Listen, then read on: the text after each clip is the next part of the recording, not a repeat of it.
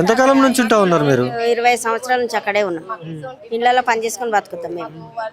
ఇప్పుడు ఇల్లు కొలగొడతామంటే మేము ఎక్కడ పోవాలి? డబల్ బెడ్రూమ్ ఇస్తామంటారు. మాకు డబల్ బెడ్రూమ్ అది మా ఇల్లు మాకే కావాలి. మేము డబల్ బెడ్రూమ్ ఇస్తే ఎక్కడనో పోయి మేము ఎక్కడ ఉంటాం?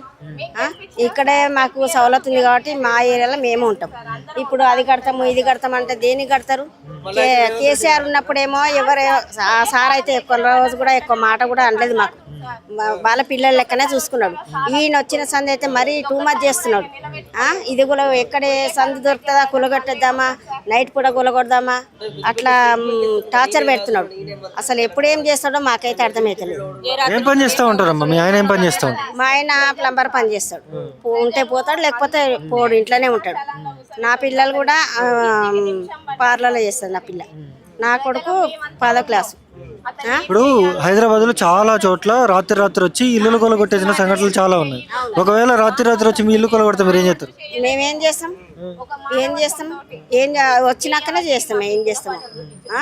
అట్లా వాళ్ళకు కూడా ఉంటది కదా, అక్కడనే ఉంటాం మేము. అసలు జరగదు. మా గుడిసెల్లో మేమే ఉంటాం అక్కడ అంతే.